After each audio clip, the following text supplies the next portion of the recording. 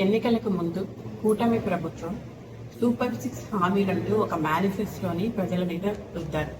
ఆ రోజు ప్రతి ఇంటింటికి వెళ్ళి ఆడబిడ్డ నిధిగా 18 సంవత్సరాలు నిండిన ప్రతి మహిళకు, అంటే 19 నుండి 55 సంవత్సరాల మధ్య ఉన్న ప్రతి మహిళకు నెలకు 1500 రూపాయలు, అంటే సంవత్సరానికి 18,000 రూపాయలు ఇస్తాము అని, అదే 5 ఏళ్లలో 90,000 రూపాయలు ఇస్తామంటూ ఇంటింటికి వెళ్ళి బాండ్ ఇచ్చి మరి ప్రతి ఒక్కరికి చెప్పిన పరిస్థితి.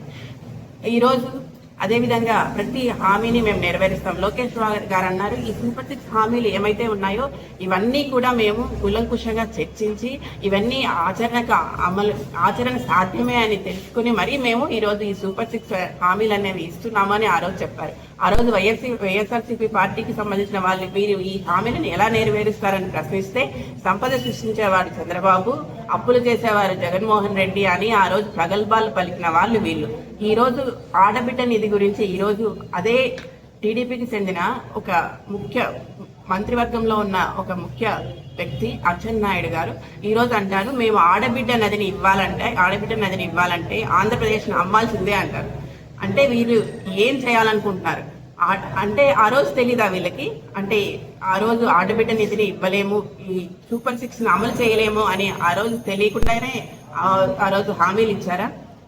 40 సంవత్సరాల రాజకీయ అనుభవం ఉంది అంటారు చంద్రబాబు గారు. అంతేకాకుండా 14 ఏళ్లు ముఖ్యమంత్రి చేసిన అతనికి ఈ హామీలు నెరవేర్చగలమా లేదా అనేది తెలీదా?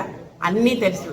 ఆ రోజు నెరవేర్చలేము అనేది తెలిసి కూడా కేవలము హామీలు అమలు చేయాలన్న చిత్తశుద్ధి లేకుండా కేవలం ప్రతి ఒక్కరే మోసం చేయాలి, కేవలం అధికార దాహంతో ఎలాగైనా అధికారం దక్కించుకోవాలి అనే ఒకే ఒక దురుద్దేశంతో ఇష్టం వచ్చిన హామీలన్నీ చెప్పి గద్దెనెక్కారు. ఈరోజు గద్దెనెక్కిన తర్వాత ఏవి అమలు చేయలేము, రాష్ట్రం క్లిష్ట పరిస్థితుల్లో ఉంది అని ఈరోజు చెప్తున్నారు. దీన్ని మనం ఎలా తీసుకోవాలి? అంటే మహిళలను మోసం చేయడమేనా మీకు? అంటే మోసం చేయడానికి క్లియర్ ఆఫ్ అడ్రస్ ఎవరంటే ఈరోజు బాబు గారు. ప్రతి ఒక్కటి కూడా ఆ రోజు భవిష్యత్ గ్యారంటీ బాబు షూరిటీ అన్నారు. ఈరోజు బాబు షూరిటీ భవిష్యత్ గ్యారంటీ కాదండి, బాబు షూరిటీ మోసం గ్యారంటీ అని ఈరోజు నిరూపించుకున్నారు వాళ్ళు. అంటే మహిళల్ని మోసం చేయడమేనా మీ ఉద్దేశం నేను అడుగుతున్నాను. దాదాపుగా మనకి ఆ రోజు చూస్తే ఈ ఆడబిడ్డ నిధి ఇవ్వకూడదనే సందేశాలు ఇంతకు ముందే మనకి బాబు గారు ఇచ్చారు.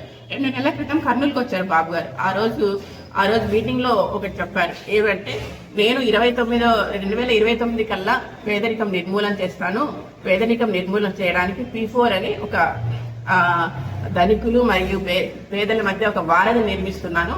ఒకవేళ ఆ P4 దానికి ఆ రోజు కూడా పేదరికం ఉంటే అప్పుడు నేను ఆడబిడ్డ నిధిని దీనికి P4కు అనుసంధానం చేసి ఆ రోజు వారికి ఏదైనా వాళ్ళు ఆర్థికంగా ఎదగడానికి నేను కృషి చేస్తాను 2029లో అన్నారు. అంటే మనకు సూచన ప్రాయంగా ఆయన ఆ రోజు తెలియజేశారు 2029 వరకు ఆడబిడ్డ నిధి ఉండదు అని. అంతేకాకుండా ఈరోజు చూస్తే మనకు ఎన్నికలకు ముందు మన రాష్ట్రంలో దాదాపుగా 2,10,58,615 మంది మహిళా ఓటర్లు ఉన్నారు.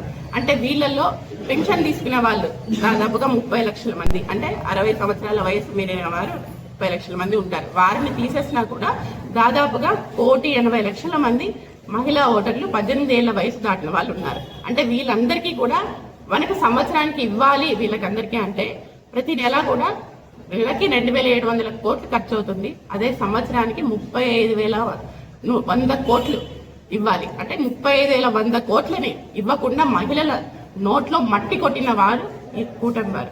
అంతేకాకుండా ఎప్పుడెప్పుడు వస్తుందా 15 నెలల ఈ 13 నెలల కాలం నుంచి ఎప్పుడెప్పుడు ఆడబిడ్డ నిధి వస్తుందా, మాకు 18,000 ఎప్పుడు వస్తుందా సంవత్సరానికి అని ఎదురు చూస్తున్న ప్రతి ఒక్క ఆడబిడ్డల ఆశలన్నీ కూడా అడియాసలు చేసిన వ్యక్తులు వీళ్ళని ఖచ్చితంగా కూడా మహిళలు అనే వాళ్ళు వీళ్ళని కఠినంగా శిక్షిస్తారు.